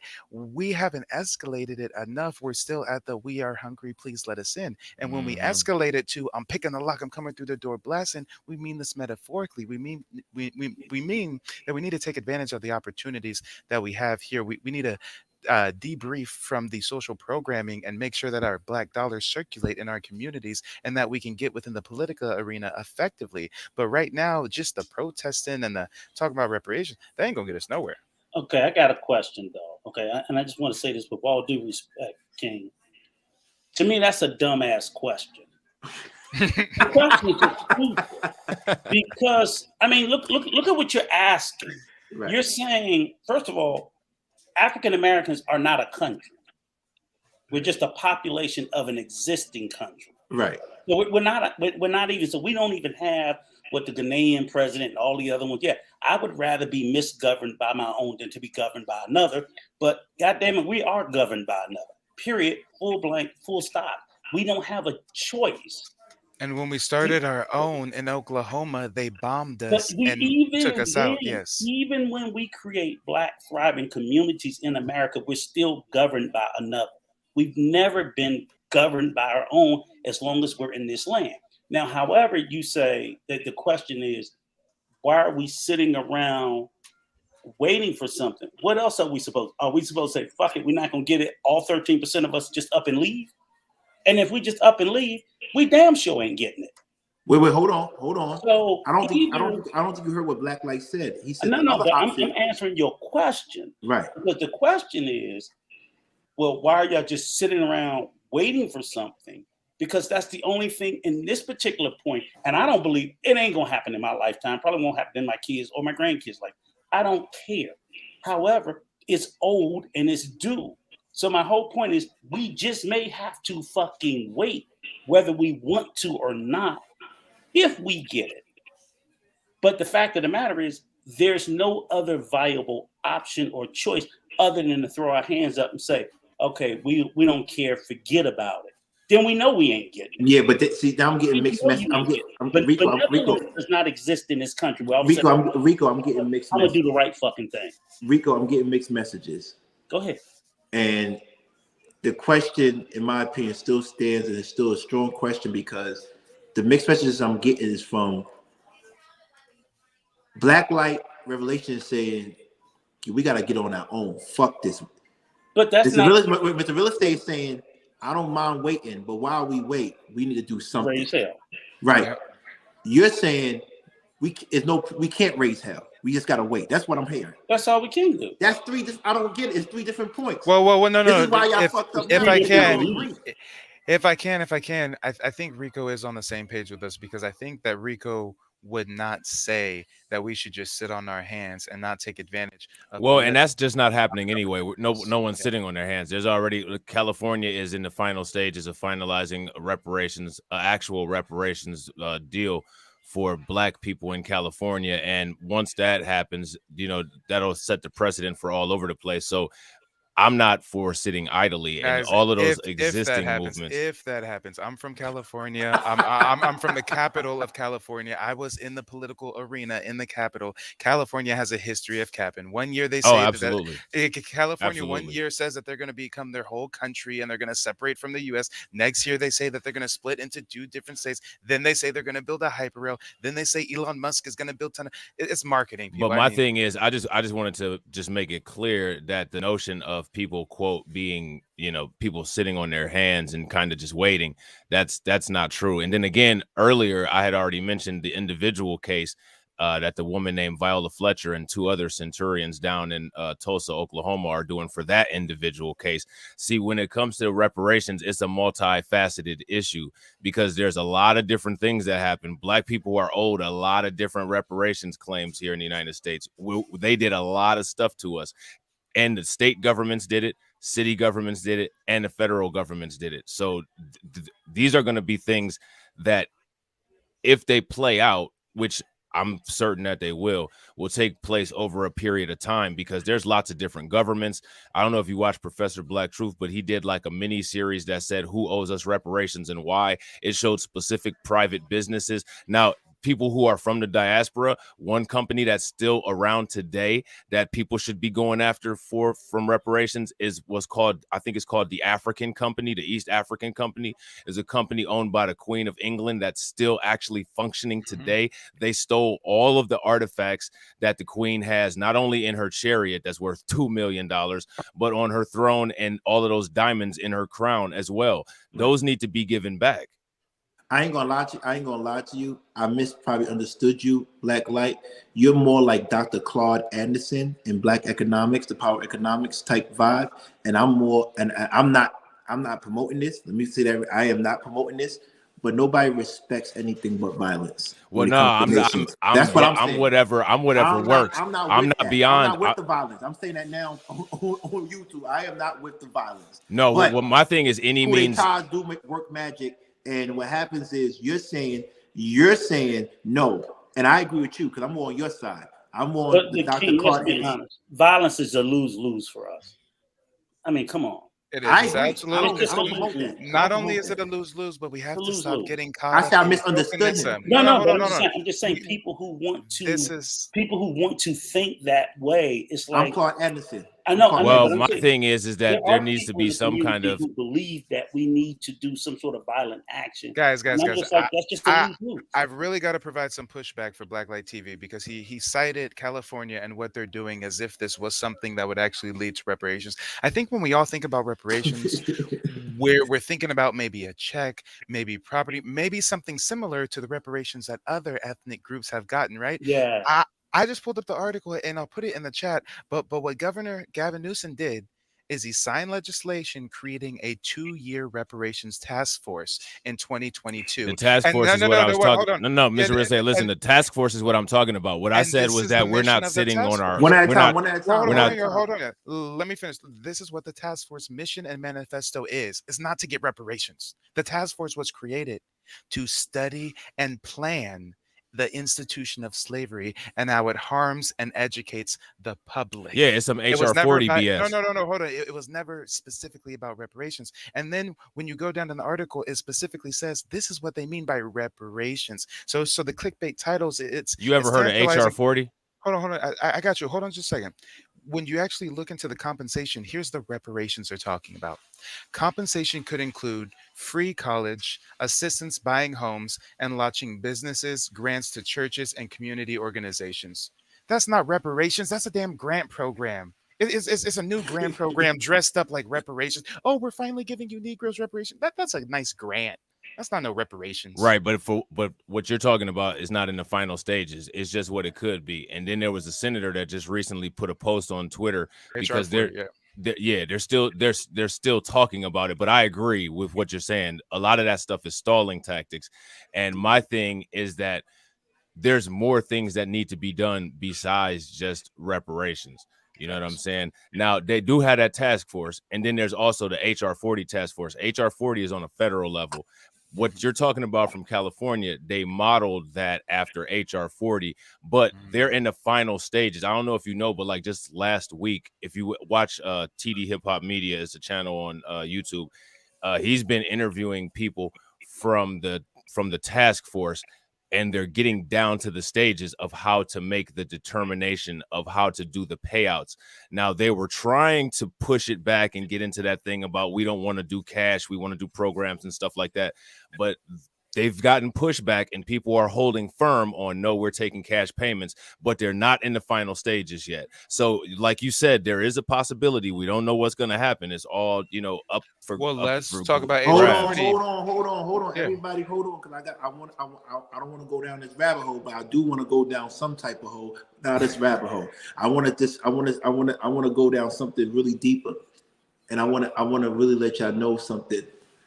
You keep on saying, and I'm hearing in the chat, I'm reading the chats. Africans and West Indians got a lot to say about American government when their government is all fucked up in their country. Hold on, Rico. I gotta tell the truth. I'm not gonna hold back. But let me tell y'all something. what is the fucking difference between the way we run our countries and the way you run your country? There's no difference. Do you see that when you go to the judicial system of West Indian Islands, these people That is the difference. Hold on. That is the difference. You run your country. Hold on. Exactly. Let me finish. Hold on. Exactly. Hold on. Let me finish. They're dark like me, but they're wearing fucking white wigs. Yeah. Do you know in the parliaments? Do you know that there's no difference between the way they run their government and the way America runs their government, or European countries run their government? Absolutely. So Well, that's because we have non-foundational Black Americans in our government. Hold on, we can't get through this conversation. We gotta let each other finish. My bad. Go ahead, King. Thank you. At the end of the day, bottom line is there's no difference between the parliament and Congress. There's no difference between the way. There's no difference of structure-wise how we run our countries. The only difference is in our countries when a party doesn't like another party and doesn't get its way. You know what we do? We gear up, and it's called a coup d'état. Democrats are never going to gear up against the Republicans. Let me tell you, You know what the real difference the is? Moors in America are never going to gear up against the government. They're never gonna Go ahead, Hold Rico. I'll on. go after you. Yeah, The go ahead. one significant difference between all those other countries and our country is our country is governed by approximately anywhere from 85 to 90% white people. Why? Because it just always has. And they're the been. majority. That's why. They are the majority. Rico, you missed the whole point. Rico, you're not hearing what I'm saying. So Rico, you didn't hear what I said. I said when there's a situation, I don't care how small the group is. You do coup d'etat. It's a coup d'etat. What are y'all scared? Excuse me. It's a lose-lose. So you wouldn't say that? Are y'all scared? You missed all of the violent protests and riots over the summer? And let's be clear. Let's be clear. What did that do? Y'all protesting against police. That's not doing nothing. King, you How you figure it's not doing anything? King, because guess what? It's still going back to the same situation. No, hold on, Black Light. King, you totally left something out jumping on that grenade coup d'etat. Probably like 70 or 80% of them fucking fail. Yes, they do. Okay. Yes, so they do. The point in us and they're started by the CIA. They're started by our government. Or to keep it a buck. It's not a true. Hold on. Then a country that's funding the opposition come and wipe our ass out. Wait. Hold on. Because listen, hold on. Before we go on, I'm already on probation. I know y'all all love me. Talking coup d'etat. Right. I don't want no problem. I don't want no problem. I'm just trying to keep it spicy because I don't want to talk about people anymore. So what happens is you're saying to me, and I repeat, and I want to make sure this is clear, Mr. Real Estate, you're saying the coup d'etat that I think that African countries, Latin countries. It's not organic. Hold on. That Latin countries, South American countries, Asian countries, it's not really them being fearless and brave and having a political agenda. It's more so they being funded by America to do this. 90%. Funded by America or funded by Russia, one of the two. I'm specifically talking about what goes on the African continent. Yes. Are you 100% sure? No. I am Look at what happened with Gaddafi. Hillary is on record saying we came. Wait. I didn't say that. This is not my words. These are my words. Yes, Mr. Real Estate. They just tried it in Venezuela. Yeah, with Maduro. Okay. That's what I'm saying. Multiple times they tried it in Venezuela. They tried to kill him with a drone. So y'all I Africans, didn't say that. wait, hold on. So y'all Africans want to say, well, at least we're doing coup d'etat. Y'all ain't doing no real coup. Them alphabet boys put a battery in your back so that they can put a new puppet in place. They arm you, they give you weapons, they give you money, they do all of that. They do. The United States just struck right now. There's a Somalia. Cold War. There's a Cold War between the United States African division called AFRICOM and the Chinese. The Chinese are fighting the war by buying up African property, giving the African governments new buildings and shit, and bugging them, putting listening devices in it. And the United States is fighting it with literally military force. Y'all remember like a year or two ago where they were talking about the Marines that died in Africa? They were part of AFRICOM. We got bases out there, and we trying to bang against the Russians but they ain't putting it on the news. It's a Cold War.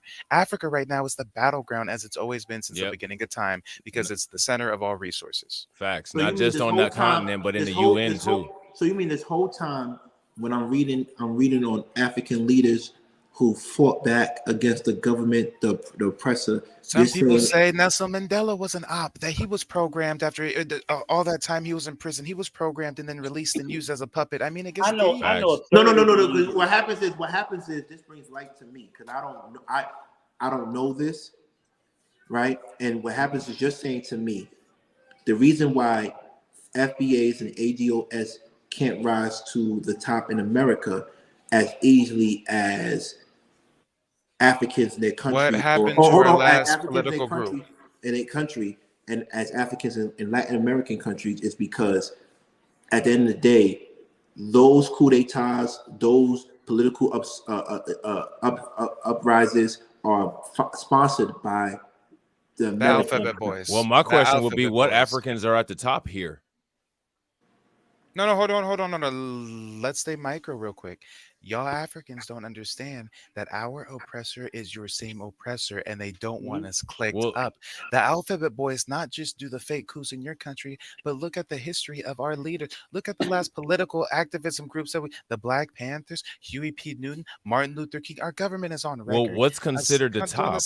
Because the Forbes the top 20 billionaires list just came out, and there's 0 Africans on it. Yeah, but you can't count that because that's called. Why not? It's quantitative. No, you can't count that. Let me tell you why. So then, what are we counting? I'm trying to tell you, but you keep on coming over. I'm trying to tell you that's called Niveau Rishi. That's new money. All those guys you see that's billionaires. So where's the legacy money? Where's the African legacy money here in America? No, they don't consider the royalties in Africa. They don't consider royalties in England. They don't count them because that money you can't count. Where's the Africans on top here in the United States? What do you mean? Who are they? Name the them. Africans that are on top of the world don't have to come to the United States. They don't need America. We're talking about, but we were just talking about America, though. So now we're talking about the world. Because I have to talk about. We know exactly where they are, and we see them all the time. If we're talking about the world, then Africans should be talking about the world. Blacklight. I got an answer for you, brother. The Africans that you talk about who are rising to the top, we see them all the time, and guess what? They're typically African immigrants from European countries. The actors, they import these African actors. That's false. Who are really that's my point. That's false. Well, what do you mean that's false? Let me tell you why that's false. Let me tell you why that's false. Let me tell you that's false. They come over here and fake an American accent. Let me tell you why that's false. Let's talk about the state of Texas. There's planes that go a straight one-way a straight flight from Houston to Lagos. Why? Y'all tell me why. But where's the abundance of African excellence? So that's the easy question. If there's so many, nobody wants to. But I asked that question first, though. I asked that question first. Who named the Africans who are affluent here in the United States? I'm trying to give you a group of them right now. And the group is in Texas alone. In Texas alone. Why is there a straight flight from Houston to Lagos? Don't know. Tell us. Do you know the only African country in OPEC? No, what's the only African country in OPEC? Yeah, I know Libya? what OPEC is. Huh? Yeah. Is it Libya? The only African country in OPEC. Let's go on the computer. Organization of Petroleum Exporting. Is there maybe a flight over there because Texas is on a coast, so logistically it makes sense to fly? No. You know why? Because Nigeria is one of the countries in OPEC. Correct me if I'm wrong. I could be wrong. Correct me. Nigeria in OPEC?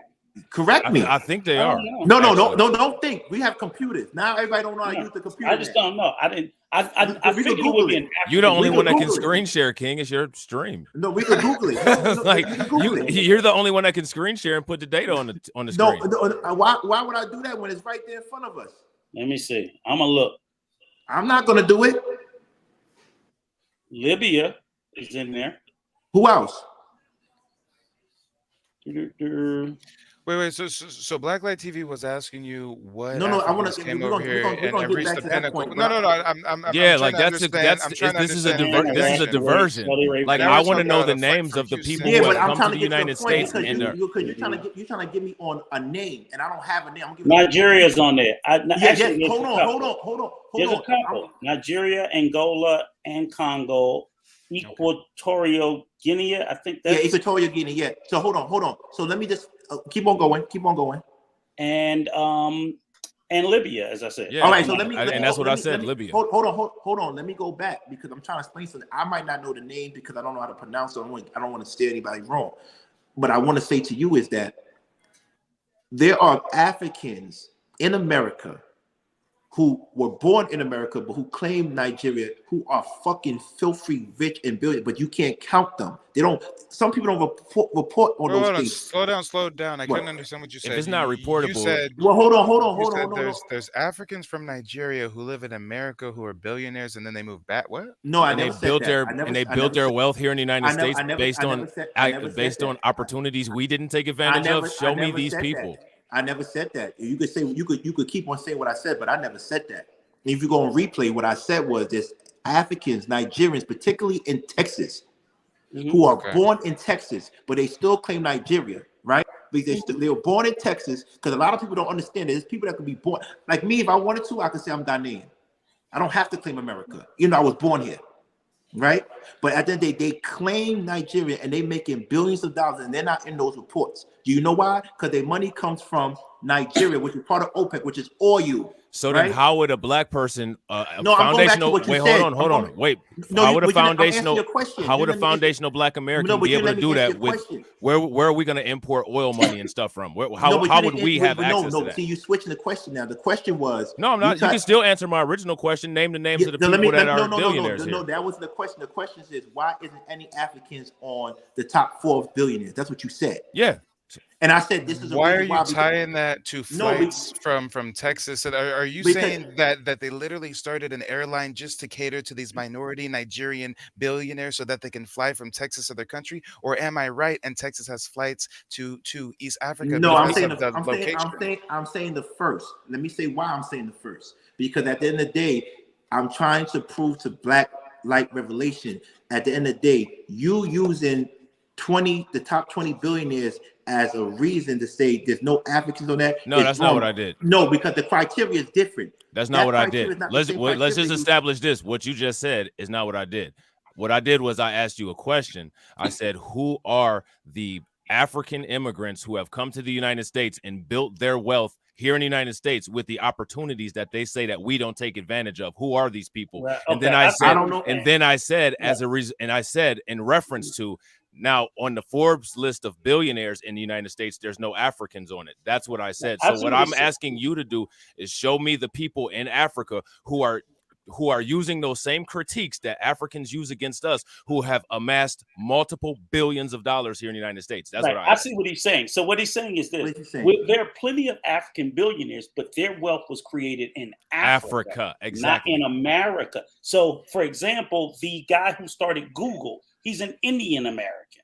Mm-hmm. He's a billionaire. He made his billions in America. So what he's saying is disingenuous for an African immigrant to say that why aren't African Americans billionaires in America when we haven't seen an African come into America and create their billions in America.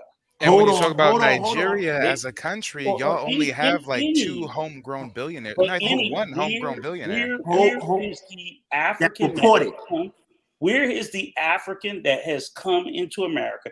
And it hasn't even been a lot of most American billionaires are white. The vast not only that, but I can name several successful Black Americans who go to Africa and donate and do stuff, but I can't name any Africans that are billionaires and do the same. Indian billionaires that were off of American wealth. There's a few Asian billionaires, but the vast majority of them are white. Now I can tell you an African American billionaire that made their billions off of America: Oprah Winfrey, Bob Johnson. You didn't entertain this. Bob Johnson. It doesn't matter. BET. No, that does matter. No, it doesn't. Okay, if you made your money here in the United States, because you can be an African and be an entertainer here in the United States. If you made your money here in the United States, you're absolutely right about that. But here's King, what about the founder of BET? He's not an entertainer. He's Bob John Johnson. I get it, but here's let's talk about other people, right? Let's talk about other people. There's other billionaires that we could talk about that didn't make money from entertainment. That's Black in the United States. Yes, in the United States. That's Black. They didn't make money. African immigrants in the United States that built their billions here in the United States. Who are they? Here's my thing. He can't name one of them. Hold on. There are none. Hold on. No, but you're not letting me finish, because why did I highlight that term? This is the difference between Africans and Jewish people and Asian people and foundation between FBAs and ADOS. Because, like I said, a Nigerian could be born in Texas. They're gonna claim Nigerian. Mm-hmm. A Jewish person could be born in fucking America. I'm Jewish. Fuck that. I'm Mm-hmm. Jewish. A Korean person could be born in America. I'm Korean. Yes. Right. So guess what? So a lot of times when you think that they're not Americans, they are by birth, but culturally they're claiming their country. So Okay, that's well, why who's doing that? That built their billions here. I mean, who's but that's done what that? I'm saying. No, you said okay. I get what you're saying. Did they build their billions here? How many Black Americans build their billions here? Are you serious? Kanye West, Russell Simmons, Kanye West, Jay-Z, Russell Kanye Simmons, West. Jay-Z. They're Bob billions. Why are you people Weinstein. naming entertainers? This is Okay, sick. Bob- Because Right this is America, Because they and do they it in built it off of entertainment. American Yes. art form. Yes. We created hip hop, and they No, created billions off name of hip hop. something outside of that though. Why? Why do I why need to not? name something outside of that? Why Why does not? it matter how we made our billions? The MRE. fact I is didn't we're know. millionaires. Like, Byron Allen. There you go. Gentlemen, Who? we do have other Byron Black Allen. billionaires. Byron Allen's also a billionaire. We do have other Black What's that guy's billionaires name? Rico, who you know were who I'm not talking about. He gave all that money to Damon Morehouse. John, Shark Tank, yeah. Rico, what's the The- black the man's name that snitch? gave all the money to Morehouse? Yeah, the You know who I'm snitch. talking That's about. like Smith, Robert Smith. Robert Smith. Right. Okay, now name me Africans that have hedge fund. emulated their success. You're not able to. That's what I was going to say. No, and gave to America and gave to America. Morehouse. He paid off. He gave it to all I the know Morehouse. that. I know loans. he did that. I know Robert Smith, and he also told on the white guy that gave him the billions. Remember that? He said what? He also told on the white guy that gave him the billions. You want to talk about that too? He I don't said see how that. that's relevant. Sure, but you yeah, know, sure. and you know what? And what about those billions? Well, why did he get in trouble? Because they weren't reported, like the people that you were trying to say are billionaires. Yeah. So I want to know some billionaires who are reported. Y'all don't know it's a bunch of Nigerians. Come on, King, let's get spicy. Yo, but listen, Get spicy, yeah. let's talk about my frat brother, Reginald Lewis. He's a Black man that didn't do entertainment. How about that? Okay. How about That's that? great. Is Wait, he- King, I got a quick question for you, King, Yes. if I may. I got a quick question. Why is it that we can name damn near a dozen successful Black Americans who've gone to the continent of Africa Right. to do benevolent things, give Right. whole villages water and electricity, Right. but why can't I name a single successful African who's Right. come over here and done something even Because you successful? haven't done your due diligence. Then You that's haven't We're done asking your due, you I'm haven't, asking you. but you never asked me what I claim. I told you I claim American. No, So you can't ask me that. That's why No. that's why I pledge Kappa Alpha Psi Fraternity. That's You're why first I know about. generation American, though. So if But there's see- anybody who would know the answer, it would be you. So we can't, and we No. can't you do that. name- We can't can do you that. We name can't any switch back and forth successful like me and Africans? Mr. Real Estate. We can't say we're Ghanaian today, and then like when we're claiming some fame, say that we're American today, and for tax purposes, say we're Ghanaian tomorrow. See, we can't do that. I want to know African you're immigrants lying. who have come You're to the lying, United. Black How do we do that? How are we It's able called to do dual that? citizenship. Go and get it. What does that have to do with where? I was Because that means born you at? saying you can't do. You choose not to do it. Just- Do you know this? If I get a dual citizenship, that doesn't make me a Ghanaian. That makes me an American national in Ghana. But dude, Hold yeah, on, Come on, exactly. Conversations with King. Stop it, man. Hold on. Do you know there is a plethora? Shout out to all the Black women, no disrespect. Shout out to all the Latin women, no disrespect. But you're not gonna like this. It's a plethora of Black men that actually moved to Thailand, Brazil. That doesn't make them Thai. You're not letting me finish because you don't want to get the point out because it's gonna stump you. No, it's not. There is So no let point. me finish. But go ahead. Listen. So at the end of the day, they moved to Thailand. They moved to Cuba. Y'all already They moved shot to, this down, Black Light, but go ahead. They moved to they moved to Costa Rica. They moved to Brazil. They moved to all these places. Why? Because they know, and there's a history. If you know your Black American history, there's a population of Black Americans that ran to France. Guess what? We don't know our Black American history because they don't teach us it in school. Oh, Go so ahead, that's an go ahead, King. excuse? Finish. It's So not they- an excuse. It's not an excuse. It's the fact that they teach a warped history. Right, but it's an excuse. That's a fact that I'm pointing out. I never said it was an excuse. So I'm so you citing a saying fact. you You saying guys so you- grow up learning your history and your language and your tribal identity. We grew up learning that Christopher Columbus was a hero. That's well, the difference. we also learned that Christopher Columbus was a hero in Africa. They learned that too. They also learned about their history too. But like you said, because we have language and we have history, we found a way to hide it. Let me give you an example. They make us think our history begins. Let and me ends with give you slavery. an example. My name is Maoli. Maoli means God is King, God is here. It's a Christian name. But if you dig deeper, Maoli is actually a name of two deities, two Ewe deities. Ewe is a tribe that I'm from. Mawu and Lisa, they combined together. They hid it within Christianity, like a lot of Haitians hid the voodoo or cultures within Christianity and Catholicism. The same way Cubans did it. The same way Brazilians. If you go to Bahia, Brazil, you see angels that are dark like me, and they slice it. So people find a way, if they want to hide their history. If you wanted to, you could find your history in America. If you wanted to, but y'all choose not to.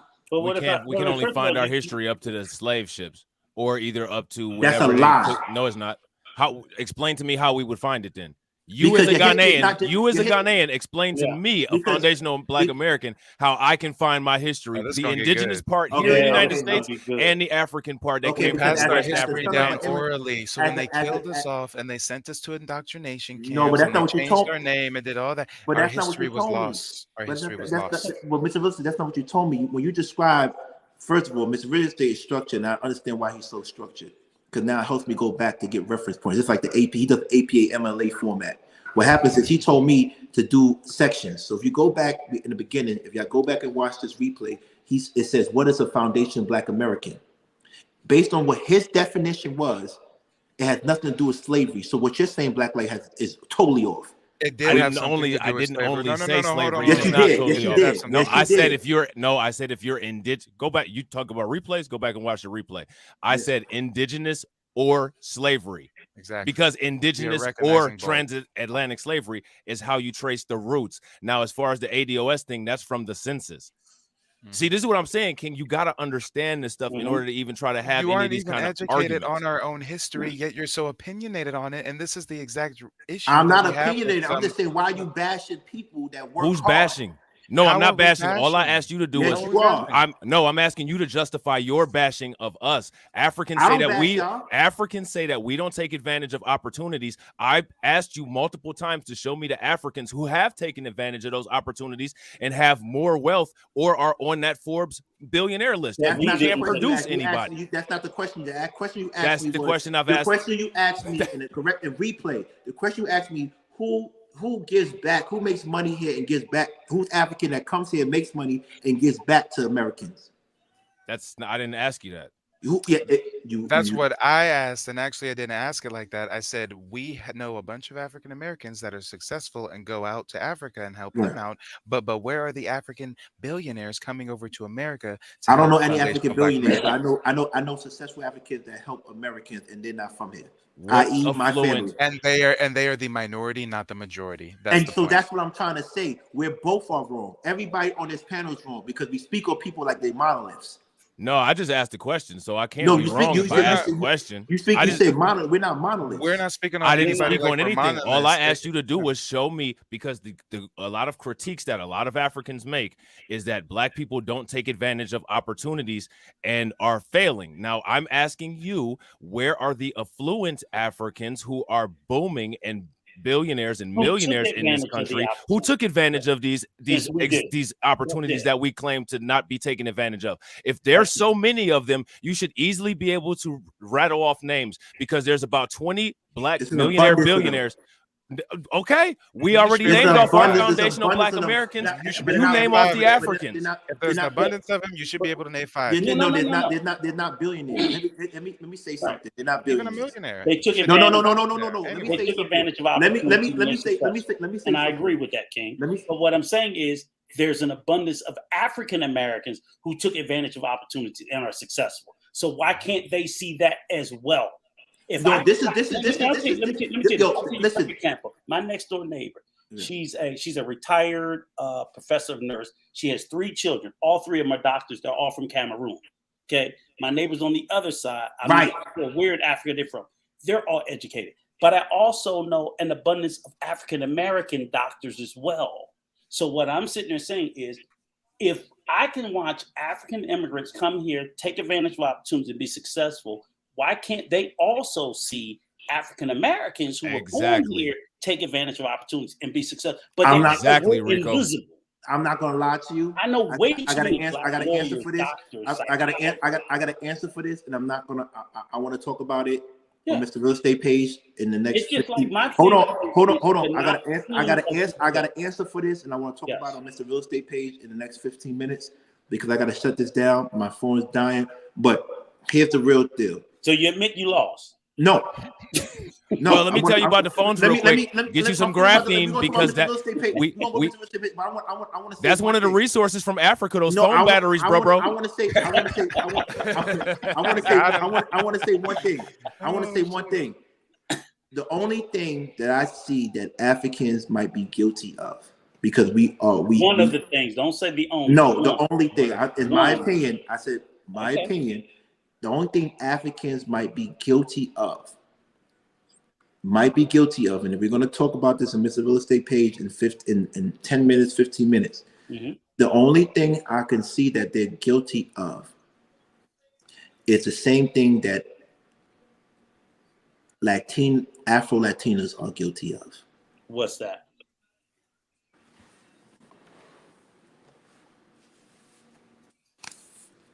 When there's a scholarship and it says Black, you know what I'm gonna put?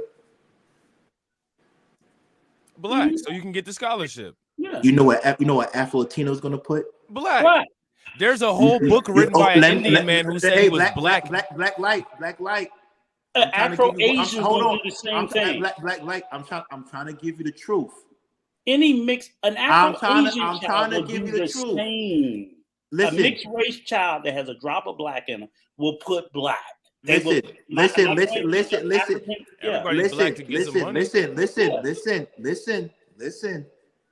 gonna say it. I'm giving you one thing because everything else y'all said was trash.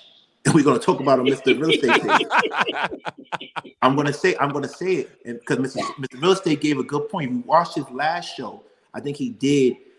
We came on. We were talking about somebody, and I think it was him and Hartley Pill. They talk about how Afro-Latinas are conveniently black and be black. It was on Mr. Real Estate show. His last 2 shows ago, right? Am I right or wrong? You got to go and watch it. Right. Yeah, right. So you got to go and watch Mr. Real Estate. What again?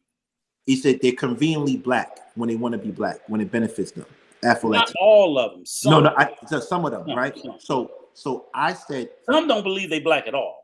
Right, but if they dark, right? No, some will be darker than your ass. And only black. But when it's time for that scholarship or that housing benefit, they're gonna click the black thing. You know why? Yeah.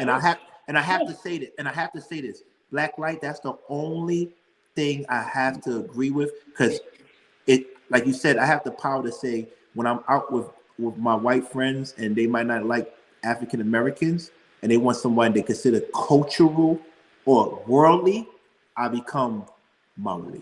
Yeah, like Chris right? Obama Hold on, did. I become Maui, right? But then when I'm with my black friends, I'm Mo Cheddar. What's up? Code switching? What? It's code switching, right? I'm gonna give you this, right? I'm gonna give when the benefits when it's easy for me to get benefits, because they don't just put blacks, they put black/African American. Do you notice that? Mm-hmm. So I'm not lying when they say black / I'm able to apply for those programs, those grants, those scholarships. You can't get mad at me for that. But no. I do know I'm taking your seats up.